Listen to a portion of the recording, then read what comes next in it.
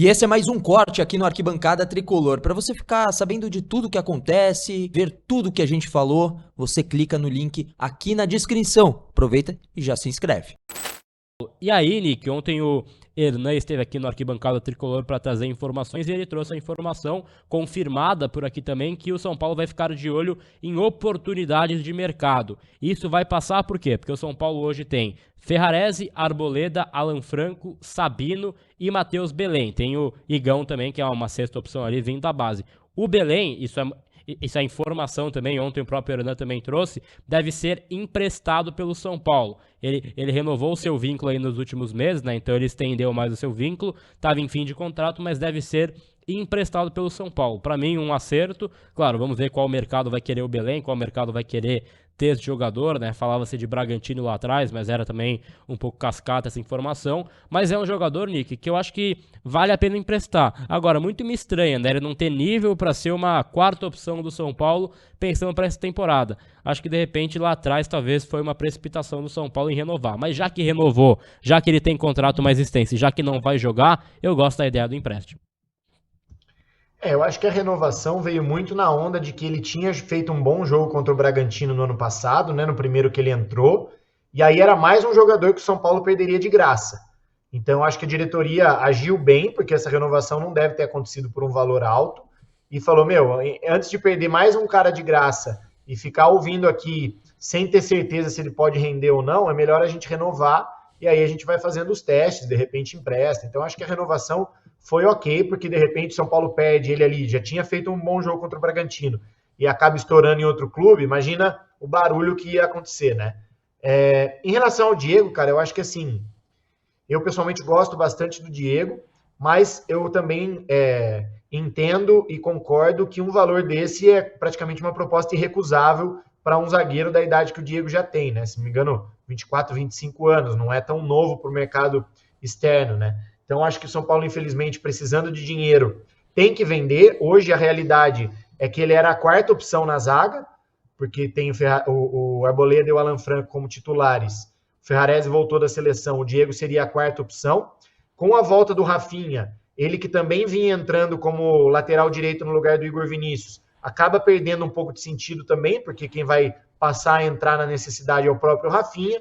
Então, diante dessa situação e pelo valor que foi proposto, eu também acho que é uma venda praticamente irrecusável. Agora, que o São Paulo tem que ficar de olho sim numa eventual reposição, isso tem, cara, porque vamos imaginar, o Equador está trocando... Sabia, Nick, a gente falou disso. Você acha que não? Eu acho que para essa opção pode ser o Igão. Claro que ele tem 16 anos e tal, mas ele é um cara que vem da base, confia o técnico. Contratar o cara para ser banco do banco, você tem que usar a base tem que ofertar esse atleta pro São Paulo. Então eu acho que o Igão daria conta do recado. Ele é um cara que treina bem, é um cara que o técnico gosta. Então assim, ele vai jogar quando? Ele vai jogar daqui a 2 anos, caso o São Paulo faça uma movimentação por um cara agora por mais um ano. E aí, de novo, mais uma tecla. Injustificável o Sabino renovar. Pra mim, só é escancarado a cada dia isso, porque ele é um cara que também não vai ser utilizado, zagueiro canhoto, não é uma lacuna que São Paulo tem hoje, porque tem o próprio Ferrarese que joga caindo pela esquerda também, e aí passa a ser um acúmulo, né, que você tem ali um cara no elenco. O Sabino, acho que esse ano vai ser impossível ele jogar, ele não vai ter uma minutagem pra jogar. Ele renovou por quê, então?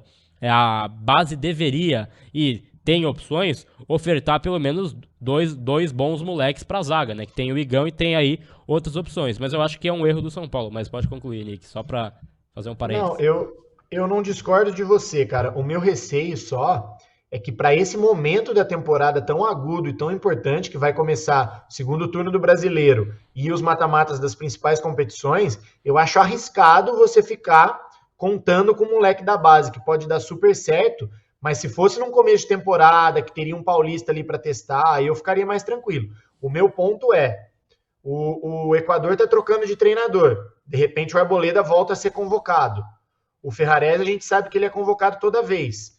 Zagueiro é uma posição que sempre tem uma suspensão, alguma coisa assim. Então vamos imaginar, bate na madeira, mas o São Paulo fica sem os principais jogadores ali, Ferrarese e Arboleda. E o Alan Franco vai jogar quem? Igão e Sabino? Num jogo? Não, claro. Entendeu? Então, é mais por essa preocupação, porque o Diego era um zagueiro que dava conta do recado, passava muita confiança. Tanto que no ano passado, no jogo de volta da Copa do Brasil, o Arboleda se machuca ali com 5, 6 minutos, ele joga o jogo todo, o Diego Costa, e foi super bem. Então é mais nesse sentido de ser ultra cauteloso e de pensar numa possibilidade, um desastre aí de ter gente convocada, suspenso, e o São Paulo precisar jogar com Igão e Sabino na zaga. Talvez agora o Sabino jogue um pouco mais, talvez o Sabino deva estar indo bem no treino para o São Paulo, para o Zubeldia terem segurança de liberar o Diego. Mas assim, ficando bem claro o seguinte, eu não traria qualquer zagueiro só para compor, entendeu? Porque aí sim, vai trazer o pé de rato lá do sei da onde, só para falar que repôs o Diego, aí eu acho besteira. Agora, se for um zagueiro que realmente passe a mesma confiança de um Ferrarese, de um Diego, sem custar muito caro, aí eu acho que valeria a pena, pelo menos até o Igão ter um pouco mais de maturidade, algo do tipo. É mais ou menos por aí, só pelo momento da temporada, entendeu? Eu só bato na tecla que pra mim, claro, né, o próprio Sabino pra mim já é um pouco injustificável, porque eles pensam nesse empréstimo do Belém, mas pra mim ele teria uma vaga que seria do Sabino no plantel pra ficar, e aí tem na base o Igão, que já fez uma transição mais acelerada, porque o técnico gosta, tem o Cauê, tem o Lucas Loss, tem opções no 20 também que podem ser utilizadas. Eu acho que ir pro mercado... O 20 vai tomar muito gol, claro, não é opção, mas assim, a base deveria, e aí a gente vai falar de Cotia também, mais destrinchado aqui, né, em outras ocasiões, mas a base, pô, no mínimo deveria ofertar 2 zagueiros, como é o Palmeiras, que tem o Vitor Reis e o Naves, salvo engano, que foram ofertados pela base. Então, pô, se assim, tem que sair pro mercado pra contratar um Sabino, fecha a Cotia, porque assim, Cotia tem que ter um cara do nível do Sabino, pelo menos, pelo amor de Deus, né? Então, ir pro mercado pra achar um zagueiro reserva ou segundo reserva, pra mim é uma loucura. Pra mim é escancarar que a base tá sendo mal planejada, porque o Igão, embora tenha 16 anos, ele treina bem e é um cara que tem potencial. Então, pra mim, entre ter o Igão no plantel, que é um cara que vem da base, pode colher frutos, e vir trazer um Sabino 2, porque perdeu o Diego Costa numa grande oferta, é verdade? Perdeu não, vendeu, mas assim, saiu numa grande oferta, eu acho que a base deveria ofertar esse nome pro São Paulo, Nick. Eu concordo com você que deveria, mas eu acho que no momento não tem para ofertar. Tanto que o Zubeldia foi buscar lá no Sub-17 o Igão, porque os do Sub-20 ele não sentiu confiança. O Lucas Loz eu ainda vejo como uma possibilidade de evolução, porque ele acabou de subir para o 20, se não me engano. Ele ainda não está estourando a idade, o Cauê é a mesma coisa. Mas o São Paulo tinha jogadores ali do 20 na Copinha, jogou o Ítalo, alguns outros jogadores ali que, cara, cadê esses caras? Então eu concordo com você. A base deveria fornecer Sabinos da vida para o profissional. Mas a Cotia, a diretoria mantém esse discurso de que lá tá tudo dando certo, tudo normal. Eu não compro muito essa ideia, cara. É o que você falou, a gente vai aprofundar ainda bastante isso aqui no canal e tudo mais. Só que, cara, quando você vê uma situação dessa, de que o São Paulo tá tendo que ir no mercado para contratar volante, ou tá tendo que buscar o Lisieiro de volta, que é um cara que já rodou por aqui e depois foi 3 clubes diferentes e não se firmou. Tá tendo que trazer lateral esquerdo de 30 e poucos anos, porque o lateral Patrick da base até agora não se firmou.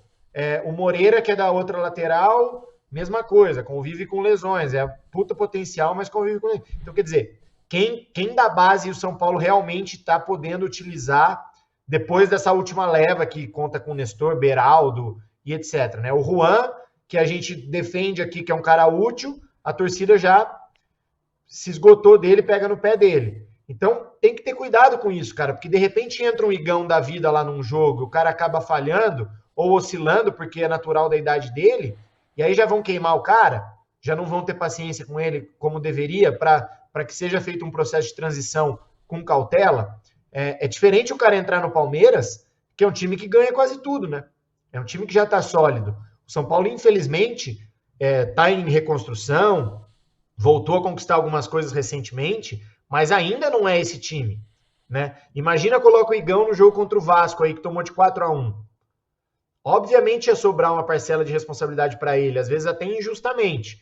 Então eu tenho um pouco de cuidado com isso, porque eu acho que a nossa zaga titular, cara, Arboleda e Alan Franco, é uma dupla de zaga, assim, muito top, muito forte.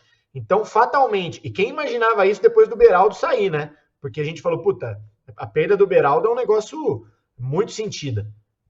E o Alan Franco veio e conseguiu dar conta do recado. Agora, você perde o Alan Franco ou o Arboleda, você tem o Ferrarese. Eu acho que mantém o nível. Mas se um deles não tiver, e aí o próximo que você perder por uma suspensão, uma convocação, alguma coisa, cara, desses três, pro Sabino, pro Belém, pro Igão, para qualquer outro que tem ali hoje, eu acho que aí já é uma queda muito brusca para um time que está pretendendo jogar a Copa do Brasil, Libertadores e se manter lá na parte de cima da tabela. Eu acho um risco. Pode ser que a gente não aconteça nada, pode ser que o Arboleda não vá ser convocado e que a gente não precise nem do Sabino, mas vai que precisa, entendeu? Minha posição é mais ou menos nessa linha. Boa, Nick. Já chamando o like da galera, estamos quase aí com 800 likes, bora juntos aí pros 1000 likes na live. A gente vai fechar com o tema James Rodrigues, só antes ler um superchat do senhor Gabriel Soares, meu xará, né, Biel Soares aí com a gente, falando sobre o Rodriguinho, falando que ele tem que ter chance no elenco. Ele e o próprio Moreira estão de fora dos jogos por opção técnica, tá? Eles não estão machucados, não. É uma opção do Zubeldia, talvez não bateu ali treinamento, ele acha que não são caras que podem ajudar o time do São Paulo, mas Rodriguinho e Moreira estão de fora aí dos jogos por opção técnica, quem sabe não podem ser até aí negociados nos próximos dias. E aí, curtiu esse corte do Arquibancada Tricolor? Então deixe o seu like e se inscreva para acompanhar tudo em relação ao São Paulo Futebol Clube com a melhor equipe de comentaristas.